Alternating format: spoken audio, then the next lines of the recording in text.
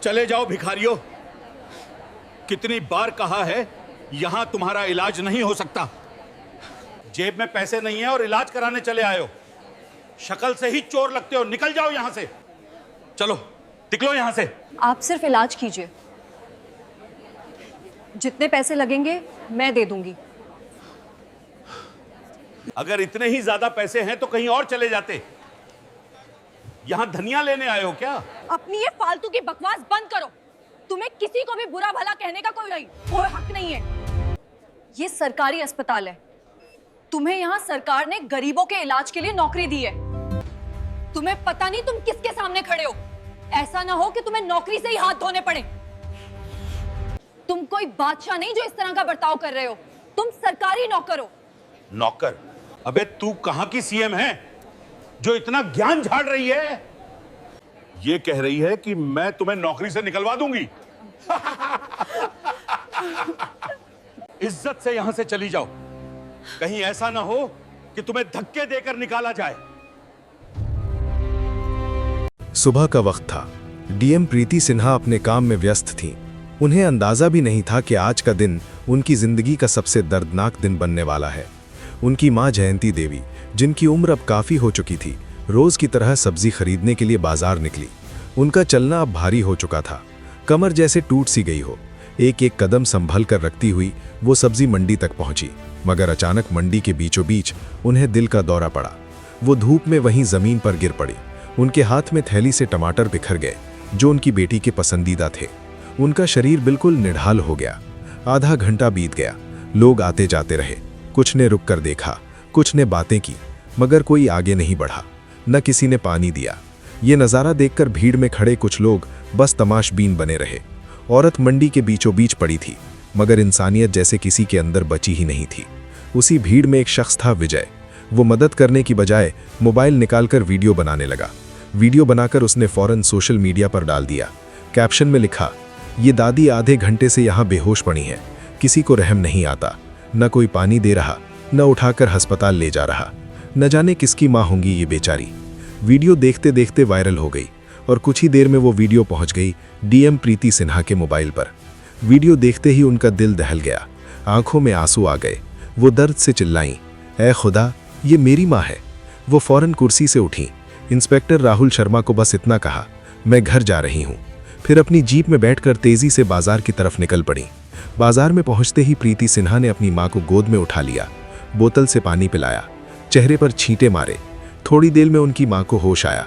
इसके बाद प्रीति सिन्हा ने वहां खड़े लोगों की तरफ गुस्से से देखा और बोली, आप लोगों के अंदर इंसानियत बची भी है या नहीं? एक औरत धूप में बेहोश पड़ी रही और किसी को रहम नहीं आया। न पानी दिया, न अस्पताल ले गए, बस तमाशा देखते रहे। आप सब इंसान के नाम पर कलंक है।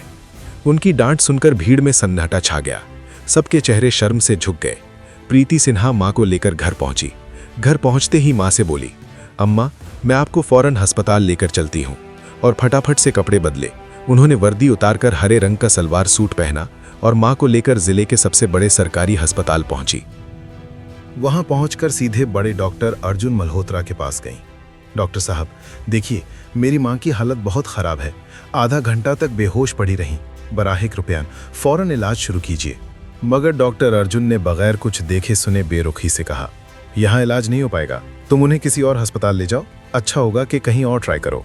डॉक्टर के सामने खड़ी प्रीति सिन्हा दर्द और गुस्से से कांपती आवाज में बोली, डॉक्टर साहब, मुझे पता है कि ये जिले का सबसे बड़ा अस्पताल है और इसी वजह से मैं यहाँ आई हूँ। मेरी माँ की हालत बहुत खराब है। अगर यहाँ इलाज नहीं होगा तो उनकी जान को बड़ा खतरा है। आप टेंशन मत लीजिए पैसों की। जितना खर्च होगा मैं दूंगी। बस आप मेरी माँ का फौरन इलाज शुरू कर दीजिए। मगर डॉक्टर अर्जुन मल्होत्रा ने ठंडी हंसी के साथ जवाब दिया, क्या कहा तुमने? जितना भी पैसा होगा तुम दोगी? तुम्हें लगता है तुम्हारे पास इतने पैसे हैं कि तुम यहाँ का इलाज करवा सको? सुनो, अगर तुम खुद को भी बेच दो ना, तब भी उनका इलाज नहीं हो पाएगा। इसीलिए कह रहा हूँ, उनको लेकर यहाँ से चली जाओ। वैसे भी तुम्हारे जैसे लोगों के पास तो खाने को भी पैसे नहीं होते होंगे। इलाज कहाँ से करवाओगी? अस्पताल में मौजूद डॉक्टर, नर्स और सारे स्टाफ ने उन्हें गरीब और भिखारी समझकर हंसने लगे। और डॉक्टर ने कहा कि तुम जैसों के लिए ये अस्पताल नहीं है और तुम्हारी औकात नहीं है यहाँ पर इलाज करवाने की। तो बेहतर होगा कहीं और जाकर दिखाओ, और अगर दिखा नहीं सकते तो रहने दो। वैसे भी उनकी उम्र निकल चुकी है, अब कोई फायदा नहीं। चलो यहाँ से, ये जगह तुम जैसे लोगों के लिए नहीं है। ये सुनते ही प्रीति सिन्हा का खोल उठा। उनका चेहरा गुस्से से लाल हो गया, मगर उन्होंने खुद को संभाला। गहरी सांस लेकर बोली, देखिए मैं गरीब हूं या फकीर, इससे आपको कोई मतलब नहीं होना चाहिए। आपको तो बस मेरा काम करना है। मैंने कहा ना, जितना खर्च होगा मैं दूंगी। पैसों की फिक्र मत कीजिए, बस मेरी माँ का फौरन इलाज शुरू कीजिए, वरना आप बहुत पछताएंगे। डॉक्टर ने हंसते हुए तंज कसा। अच्छा, अगर मैं इलाज ना करूं तो मुझे पछताना पड़ेगा? क्यों? क्या मैं तुम्हारी माँ का बेटा हूं या तुम्हारा कोई रिश्तेदार हूं जो पछताऊंगा? तुम कर लोगी क्या मेरा? बकवास मत करो और उन्हें लेकर घर जाओ, यही सही है। वैसे भी उनकी उम्र निकल चुकी है, अब कुछ हो भी गया तो तुम्हें क्या फर्क पड़ता है? तुम तो जवान हो, खुद पर ध्यान दो। ये सुनकर प्रीति सिन्हा के हाथ कांपने लगे। वो कुछ पल खामोश खड़ी रहीं। उनकी आंखों में सिर्फ गुस्सा नहीं था, बल्कि एक गहरा दुख था। फिर उन्होंने आहिस्ता से अपना पर्स खोला और उसमें से सरकारी पहचान कार्ड निकाला। वो कार्ड सीधा डॉक्टर को दिखाया और ठंडी आवाज में बोली, पहले ये देखो, फिर बोलो कि तुम्हारे पास वक्त नहीं है। कार्ड देखते ही डॉक्टर अर्जुन मल्होत्रा के पसीने छूट गए। उसका चेहरा पीला पड़ गया। कांपती आवाज में बोला, सॉरी मैडम, मुझसे बहुत बड़ी गलती हो गई। मुझे नहीं पता था कि आप हमारे जिले की डीएम प्रीति सिन्हा हैं। मैं अभी इलाज शुरू करवाता हूँ, आप टेंशन मत लीजिए। मैं पूरी कोशिश करूंगा कि आपकी माँ ठीक हो जाए। प्लीज आप यहाँ वेट कीजिए। डॉक्टर फौरन स्टाफ को दौड़ाने लगा। प्रीति सिन्हा की माँ को स्ट्रेचर पर ले जाया गया। नर्सें दौड़ दौड़ कर दवाइयाँ लाने लगी। प्रीति सिन्हा वहीं खड़ी थी। बाहर से पुरसुकून दिख रही थी, मगर अंदर उनका गुस्सा सा उबल रहा था। ये लोग सरकारी अस्पताल में गरीबों के साथ ऐसा करते हैं? सरकार इन्हें तनख्वाह देती है ताकि ये बेसहारा लोगों का इलाज कर सकें, मगर ये लोग तो अमीरों की चापलूसी में लगे हैं और गरीबों को धक्के मारकर निकाल देते हैं। ऐसे लोग डॉक्टर कहलाने के लायक नहीं। मैं इनको नौकरी से हटवा कर रहूंगी। उनके दिल में ठान चुकी थी, अब ऐसा नहीं चलेगा। कुछ देर बाद एक नर्स सिन्हा आई और बोली, मैडम आप टेंशन मत लीजिए, आपकी माँ अब बिल्कुल ठीक है, लेकिन कम से कम 1 हफ्ता आपको यहीं उनके साथ रहना होगा। डॉक्टर के इलाज से कुछ वक्त बाद प्रीति सिन्हा अपनी माँ के पास गईं। उनकी हालत पहले से काफी बेहतर थी। माँ को ठीक देखकर प्रीति की आंखों से आंसू निकल आए। उन्होंने अपनी माँ को गले लगाया। दोनों माँ बेटी फूट फूट कर रो पड़ी। माँ मन ही मन सोच रही थी, मैंने अपनी बेटी को पढ़ाने के लिए कितने कठिन हालात झेले, कितनी मेहनत की, तब जाकर मेरी बेटी आज इस मुकाम पर है। और प्रीति अपने दिल में सोच रही थी, आज अगर मेरी माँ नहीं होती तो मैं यहाँ तक कभी नहीं पहुँच पाती। मगर आज मेरी माँ की ये हालत देखकर मेरे दिल को दर्द ने चीर दिया है। उनकी आंखें लगातार भीगी हुई थीं। अगले 2 दिन और 2 रातें प्रीति अपनी माँ के पास ही अस्पताल में रही। अपनी माँ की देखभाल करते हुए उन्होंने तय कर लिया था कि इस नाइंसाफी को ऐसे ही नहीं छोड़ेंगी। तीसरे दिन थाने से कॉल आया। इंस्पेक्टर राहुल शर्मा ने कहा, मैडम आपको फौरन मीटिंग में आना होगा, बहुत जरूरी मामला है। प्रीति ने गहरी सांस ली और बोली, ठीक है, मैं मीटिंग के लिए आ रही हूँ, मगर मैं ज्यादा देर रुक नहीं पाऊंगी। मेरी माँ की तबीयत अभी ठीक नहीं है, मुझे उनके पास ही रहना पड़ेगा। इंस्पेक्टर बोला, ठीक है मैडम, आप मीटिंग के बाद जितनी जल्दी हो सके अस्पताल वापस आ जाइए। प्रीति अपनी माँ को दिलासा देकर मीटिंग में पहुंची। मीटिंग खत्म होते ही 3 घंटे बाद वो वापस अस्पताल लौट आई। माँ की हालत अब बेहतर थी, लेकिन प्रीति के दिल में आग जल रही थी। ये नाइंसाफी है और मैं डॉक्टर को ऐसे नहीं छोड़ूंगी। उनकी आंखों में गुस्सा साफ झलक रहा था। वो थाने गईं। इंस्पेक्टर राहुल शर्मा और हवलदारों को अपने साथ लिया और सीधे उसी सरकारी अस्पताल पहुंची। अस्पताल में पहुंचकर उन्होंने सभी डॉक्टरों और स्टाफ को एक जगह बुलाया। वहां खड़ी होकर गुस्से से कांपती आवाज में बोली, आप लोगों की वजह से न जाने कितने गरीबों की जान गई होगी, न जाने कितने बेबस लोग इलाज के बिना लौट जाते होंगे। सरकार आपको तनख्वाह इसीलिए देती है कि आप गरीबों का सहारा बने, उनकी जान बचाएं, मगर आप लोग यहाँ सिर्फ अमीरों की चापलूसी और गरीबों को रसवा करने का काम करते हैं। उनकी आवाज और ऊंची हो गई। 1 हफ्ता पहले आपने मेरी माँ के साथ जो किया वो सिर्फ मेरे साथ नहीं बल्कि हर गरीब के साथ होता है। आपको किसने हक दिया कि किसी को औकात दिखाओ, किसी को फकीर कहकर बाहर निकालो? याद रखो, आपकी औकात आपको तब समझ में आएगी जब मैं आप सबको इस ओहदे से हटवा दूंगी। अब मैं आप लोगों पर सख्त कार्रवाई करूंगी ताकि आप जान सकें कि इंसानियत के साथ खिलवाड़ का अंजाम क्या होता है। पूरा अस्पताल सन्नाटे में था। डॉक्टरों के चेहरों पर खौफ साफ दिख रहा था। अस्पताल के सबसे बड़े डॉक्टर विजय खन्ना आगे आए। उन्होंने हाथ जोड़ लिए और झुके सिर से बोले, मैडम, हमें माफ कर दीजिए, हमसे बहुत बड़ी गलती हो गई। आगे से हम ऐसी हरकत कभी नहीं करेंगे। हम हर मरीज का इलाज पूरी कोशिश से करेंगे, चाहे उनके पास पैसे हों या ना हों।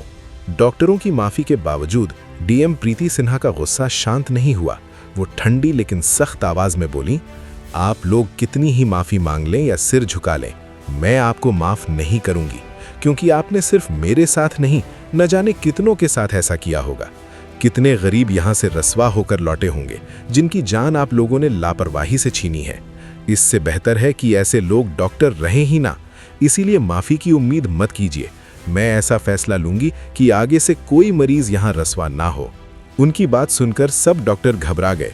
सब हाथ जोड़कर कहने लगे, मैडम, हमें माफ कर दीजिए, हमसे बहुत बड़ी गलती हुई है। हमें एहसास हो चुका है कि हमने गलत किया। हमें हर मरीज को इंसान समझकर बराबरी से देखना चाहिए। आगे से हम हर किसी का अच्छे से इलाज करेंगे। किसी के साथ भी अमीर गरीब का फर्क नहीं होगा। हमें एक मौका और दीजिए। प्रीति सिन्हा ने कुछ देर खामोश रहकर उन्हें देखा। उनके दिल में कश्मकश चल रही थी। क्या ये सच में सुधरेंगे या फिर वही करेंगे जो अब तक करते आए हैं? कुछ पल सोचने के बाद उन्होंने गहरी सांस ली और कहा, ठीक है, मैं आप लोगों को इस बार छोड़ रही हूं, मगर याद रखिए, ये मेरी आखिरी इंतहा है। अगर आगे कभी किसी गरीब की आवाज़ मुझे सुनाई दी, अगर किसी मरीज के साथ बदतमीजी हुई या इलाज में लापरवाही की गई, तो आप में से कोई भी इस अस्पताल में काम नहीं कर पाएगा। मैं आप सबको नौकरी से निकाल दूंगी और ऐसा सबक सिखाऊंगी कि आप जिंदगी भर याद रखेंगे। बेहतर होगा कि अभी से सुधर जाइए और हर मरीज को इंसान समझकर उसका इलाज कीजिए। उनकी बात सुनकर पूरा स्टाफ चुप हो गया। सबके चेहरे शर्म और खौफ से झुक गए। प्रीति ने इंस्पेक्टर और हवलदारों को इशारा किया और कहा, चलो। वो वहां से निकल गई। उस दिन के बाद अस्पताल की तस्वीर बदल गई। डॉक्टरों को समझ आ चुका था कि जिंदगी हर इंसान के लिए बराबर कीमती है, चाहे अमीर हो या गरीब। इस वाकये के बाद प्रीति सिन्हा ने जिले में इंसानियत फर्स्ट मुहिम शुरू की। ये कहानी पूरी तरह से काल्पनिक है। इसका हकीकत से कोई ताल्लुक नहीं। ये सिर्फ समाज की आगाही के लिए बनाई गई है। इसका मकसद किसी को भी तकलीफ पहुंचाना नहीं है, बल्कि अपनी जिम्मेदारी का एहसास दिलाने के लिए है। इस कहानी से हमें ये सबक मिलता है कि ओहदा और ताकत इंसानियत को नहीं बदल सकते।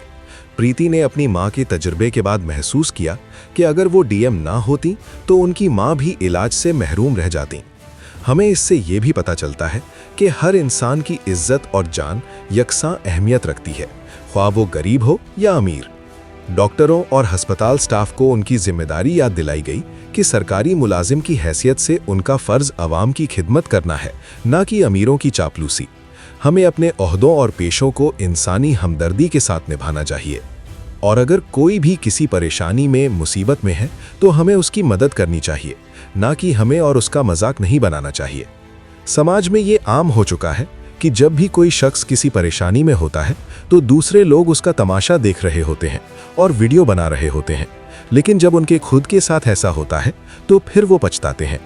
उम्मीद करते हैं दोस्तों, आपको हमारी ये स्टोरी अच्छी लगी होगी, और इस तरह की मजीद अच्छी वीडियोस देखने के लिए हमारे साथ जुड़े रहें और हमारे चैनल को सब्सक्राइब करें और हमारी वीडियो को ज़्यादा से ज़्यादा शेयर करें।